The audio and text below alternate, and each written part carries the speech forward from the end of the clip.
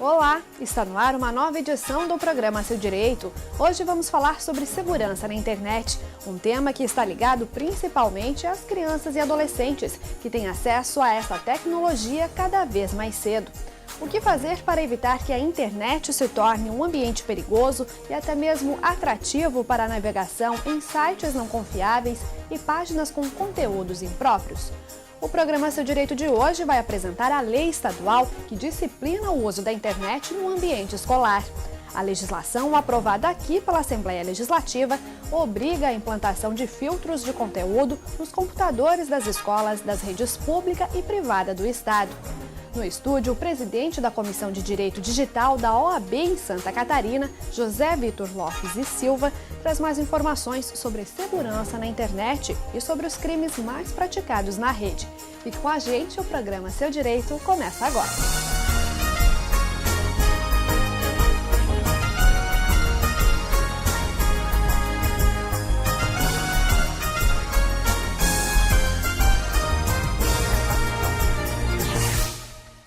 É cada vez mais crescente o uso da internet pelas crianças e adolescentes brasileiros. Uma pesquisa do Comitê Gestor da Internet no Brasil aponta que 85% dos jovens com idades entre 9 e 16 anos usam a internet pelo menos uma vez por semana.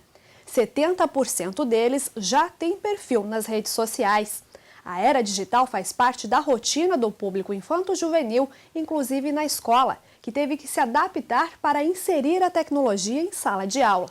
Pensando nisso, a Assembleia Legislativa de Santa Catarina aprovou a lei que obriga a implantação de filtros de conteúdo nos computadores das escolas das redes pública e privada do Estado. O objetivo da iniciativa é fazer com que essa ferramenta contribua exclusivamente para a educação dos alunos, que também terão acesso a uma navegação segura na internet. O programa Seu Direito visitou a maior instituição de ensino do Estado e mostra como foi a adaptação de alunos e professores a essa tecnologia. A era digital conectou milhares de pessoas em todo o mundo. Quase 2 bilhões de internautas estão interligados por uma rede virtual que encurtou distâncias e que permitiu o acesso a uma avalanche de informações. Somente no Brasil são mais de 80 milhões de usuários da internet. O país é o quinto em número de acessos. Mas o que os brasileiros costumam ver na web? Uma pesquisa recente do governo federal apontou que o Facebook lidera o número de acessos no Brasil. E entre os 12 sites mais visitados, 11 correspondem a redes sociais ou a sites que misturam informação e entretenimento. Entre o público adolescente, esses sites viraram febre. De acordo com o Comitê Gestor da Internet no Brasil, 80% dos jovens mantêm perfil em redes sociais. Difícil é controlar o acesso desse público que está cada vez mais dependente da tecnologia, inclusive dentro da escola, que teve que se adaptar a essas transformações. No Instituto Estadual de Educação, em Florianópolis, estudam cerca de 5 mil alunos. Aqui, tecnologias como o Data Show, a lousa digital e até mesmo o celular foram incorporadas na rotina escolar, servindo como ferramenta pedagógica para o ensino e aprendizado dos alunos. Acho que a tecnologia ela veio para ficar e ela facilita e ela dinamiza o trabalho do professor.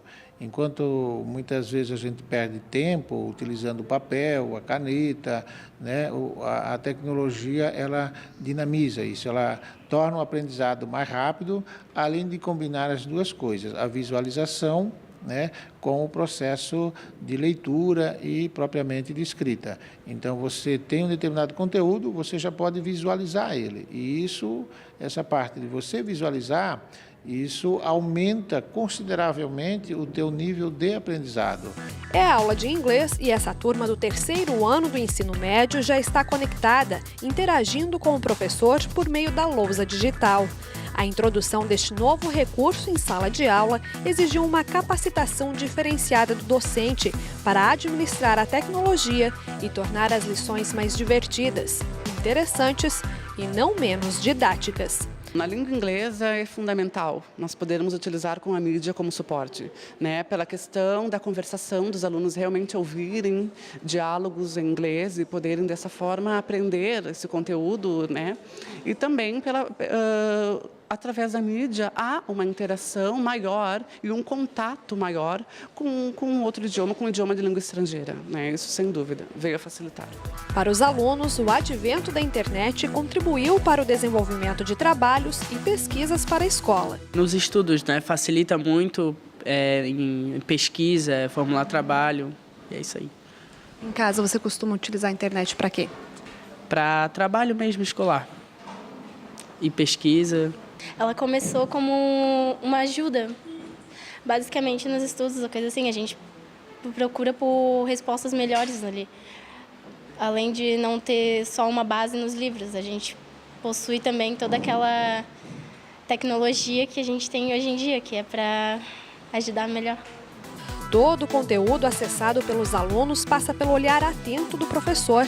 Isso para garantir que a ferramenta não seja utilizada indevidamente, como, por exemplo, para a navegação em conteúdos duvidosos, pornográficos ou que venham trazer algum risco à segurança e integridade deles. O monitoramento vale inclusive para o uso do celular, que hoje é acessório indispensável dos jovens, principalmente nos intervalos das aulas. Tanto a rede física quanto a rede Wi-Fi, ela tem um controle, um bloqueio para determinados acessos. Então, ele não acessa as redes sociais, né? Então, Facebook, YouTube ou Twitter, outro mais, ele não tem esse acesso. Eu mesmo, determinados conteúdos, com determinadas palavras, né, o próprio acesso, o próprio CIASC, o próprio programa já, ele bloqueia. E aí a gente tem que conversar com o CIASC para liberar, porque principalmente o pessoal das ciências e biologia que reclama ou tem trabalhos em sala de aula, e aí então a gente tem que conversar para liberar determinados temas. As medidas de segurança adotadas pela instituição de ensino são um exemplo do que determina a legislação estadual de Santa Catarina. Desde 2009, as escolas das redes pública e privada de ensino são obrigadas a implantar filtros de conteúdo nos computadores, com o objetivo de impedir o acesso dos estudantes a páginas impróprias. Tanto cuidado tem um motivo. A Central Nacional de Denúncias de Crimes Cibernéticos, a única da América Latina, recebe em média 2.500 denúncias de crimes cibernéticos a cada dia, envolvendo páginas que contêm evidências de pornografia, pedofilia, racismo, entre outros conteúdos que estão aí, acessíveis inclusive para crianças e adolescentes. Um levantamento feito pela Central com estudantes brasileiros apontou que 31% deles já encontraram ou receberam pornografia, 27% já viram imagens e conteúdos violentos e 24% tiveram o perfil roubado. Por isso, toda a atenção é pouco para evitar os riscos do mau uso da internet. E hoje já existem recursos tecnológicos para isso, como explica este professor de Ciências da Computação da Universidade Federal de Santa Catarina. Existem várias opções tecnológicas. Existem opções tecnológicas de mercado que permite você escolher, né, a idade do seu filho, que tem configurações pré-definidas para que você possa dizer que sites, né, que a decisão já está pré-tomada. Assim como também existem soluções mais globalizadas, né, mais amplas, que você poderia ser implantado no seu provedor, poderia ser implantado numa escola, numa empresa, que poderia controlar a navegação de internet sem problemas. Investir na educação e orientação aos jovens estudantes sobre o uso da internet também é uma medida eficaz contra os crimes cibernéticos, e os próprios estudantes já demonstram reconhecer isso. Eles, inclusive, propõem que o monitoramento da navegação não seja um compromisso apenas da escola. A gente deve ter meio que um acompanhamento dos pais ou da família, para quem, por exemplo, for uma criança. No caso, ela não pode acessar qualquer coisa. Às vezes ela procura por curiosidade e acaba se metendo em algo que não deve. Então, a família deve estar sempre presente.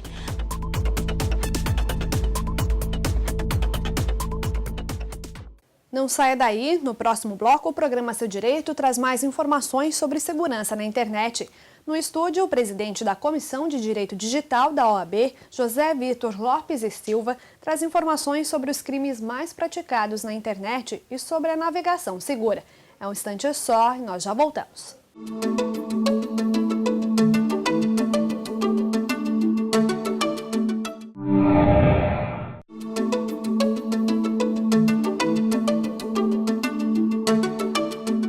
O programa Seu Direito de hoje apresenta a lei que obriga a implantação de filtros de conteúdo nos computadores das escolas da rede pública e particular do Estado. O acesso restrito à rede visa, entre outros objetivos, garantir proteção aos estudantes a partir de uma navegação segura na internet. Eu converso agora com o presidente da Comissão de Direito Digital da OAB em Santa Catarina, José Vitor Lopes e Silva, que nos traz mais informações sobre segurança na internet. Doutor José, muito obrigada pela sua participação no nosso programa. Agradeço o convite. Como nós acompanhamos na reportagem, já existe esse sistema de monitoramento da internet nas escolas. Qual a importância dos pais em casa também vigiarem o acesso à rede pelos filhos? Eles estão preparados para isso? De maneira geral, os pais não estão preparados para isso, né? Temos uma geração de pais que não utilizam habitualmente a internet no seu dia a dia e, portanto, desconhecem os perigos, os riscos do uso da tecnologia pelos seus filhos. É importante que eles conheçam esses riscos, né, e como a criança acessa a internet, dialoguem com a criança, com o adolescente, com seus filhos de modo geral, e instruam ele dos riscos e como devem se portar na internet, que informações podem acessar ou compartilhar, para que isso não se volte contra a criança e a própria família. Hoje, quais são os principais crimes cometidos na internet, principalmente com esse público mais jovem? A criança não tem uma capacidade de discernimento tão grande quanto um adulto, né, tem. Então, ela está afeta a pedófilos que podem acessar e podem querer imagens pessoais dela. Golpes também, isso pode acontecer muito. E o bullying, né, é natural que as crianças, nessa relação que não sabem os seus limites, podem provocar prejuízos. O grande problema também é a liberdade de expressão. A criança, de modo geral, não sabe se colocar e como se expressar. Então, ela pode ofender pessoas, pode vir a causar prejuízos e o patrimônio da família vai responder por esses problemas. Nós temos dados aqui de uma pesquisa do Comitê Gestor da Internet no Brasil, que apontou que 70% dos jovens com idades entre 9 e 16 anos já tem perfil nas redes sociais. Qual é o risco disso, já que essas crianças muitas vezes utilizam o perfil para expor a vida, para expor o que vão fazer, para expor onde trabalham, a sua rotina, né? Qual é o risco disso? O risco é a criança divulgar o seu hábito de vida, de consumo, né, de frequentar locais e permitir que pessoas possam ofender a si ou a família com conhecimento dessa informação. Recentemente, na cidade de Ilhota, nós tivemos o sequestro de um garoto e o sequestro foi inteiramente planejado, como confessado pelo criminoso, vendo os perfis de rede social da criança, que era bem protegida, os pais levavam para a escola, buscavam nas suas atividades pessoais, mas o menino constantemente divulgava isso. Eles puderam traçar o perfil, achar uma brecha de segurança, nessa sensação de segurança da família e sequestrar o garoto. Então, se uma criança vai ao cinema, por exemplo, ela está informando para a sociedade que ela estará num determinado local, sem conexão, né, sem contato com o mundo externo e com seus pais, permitindo que, por exemplo, um criminoso simule um sequestro para sua família, vá até a sua casa, porque a casa pode não ter ninguém naquele momento, ou vá diretamente fazer um mal à criança. Então, há um risco muito grande da informação que nós divulgamos, e especialmente para quem vai ter acesso. Então, como solução a esses problemas, o diálogo é muito importante com a família, com a escola e a comunidade, e especialmente a ação do Estado, desenvolvendo políticas públicas de conscientização e dando infraestrutura para aqueles que vamos proteger e vão investigar, né? O Estado tem a obrigação e o dever, sim, de criar delegacias especializadas em crimes virtuais, capacitar constantemente esses profissionais e dar infraestrutura, né, para que eles atuem em todo o Estado, auxiliando todas as delegacias, de um modo geral, a investigar e especialmente prevenir esse tipo de crime.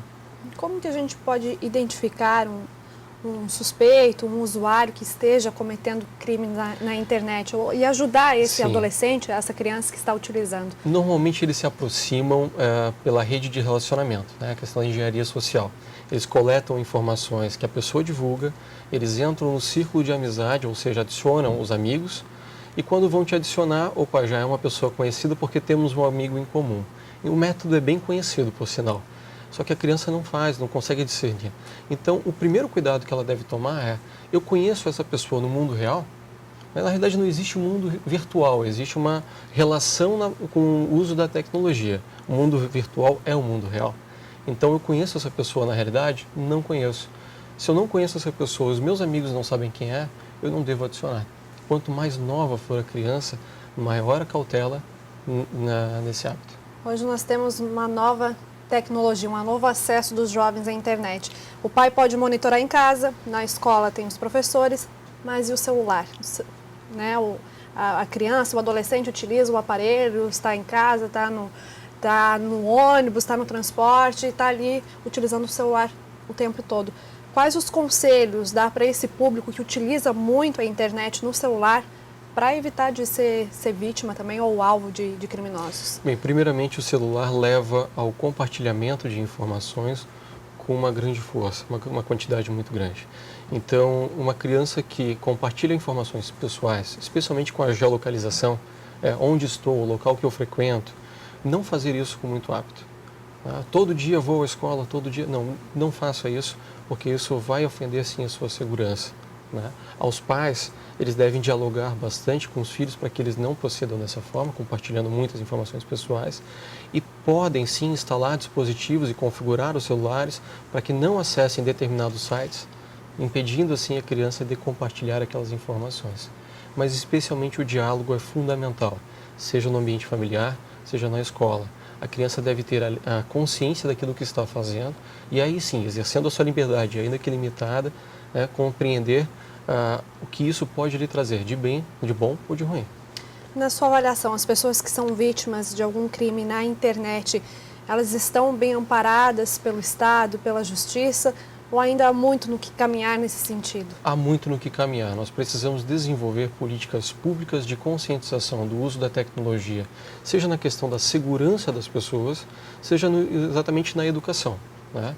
Existem projetos e trabalhos desenvolvidos por professores que utilizam a tecnologia no dia a dia da sala de aula para permitir, para chamar a atenção, na realidade, do conteúdo que eles estão lecionando. Então, professores que utilizam tablets, né, para utilizar mapas e mostrar a história, as circunnavegações, isso é muito interessante.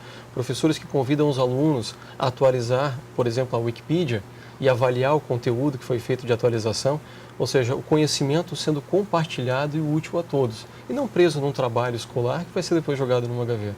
Exatamente, então, a tecnologia está aí e as escolas têm que se adaptar a ela, né? Exatamente, e as escolas precisam dispor de segurança no acesso à internet, não apenas o diálogo. Elas também devem fazer o dever de casa, limitando o acesso a sites indevidos para crianças de acordo com a sua idade, especialmente aqueles que expõem a conteúdo adulto, pornografia, salas de bate-papo são um grande risco também, né?